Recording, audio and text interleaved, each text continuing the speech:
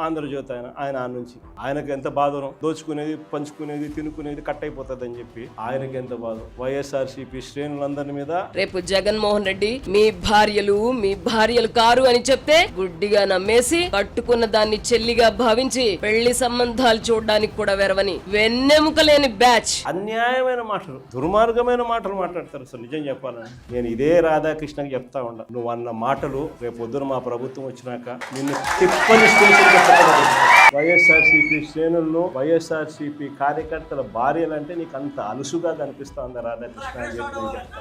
వాళ్ళకైనా భార్యలు ఉంటారు, వారి భార్యలను ఉద్దేశించి మనలో ఎవరైనా కానీ మనమైనా కూడా అలా మాట్లాడితే వాళ్ళకి నచ్చుతుందా? ఎవరికి నచ్చదు. కనీసం అలాంటి మాటలు మాట్లాడినప్పుడు తప్పు అని చెప్పి కనీసం ఈ నాయకులన్నా చెప్పాలి కదా. ఈ చంద్రబాబు నాయుడు చెప్పడు, ఈ లోకేష్ చెప్పడు, ఇలా దత్తపుత్రుడు చెప్పడు. ఎంత సిగ్గు లేకోకుండా ఆ రాధాకృష్ణ తప్పులు మాట్లాడితే ఆ తప్పుడు మాటలకు సమర్పిస్తారు.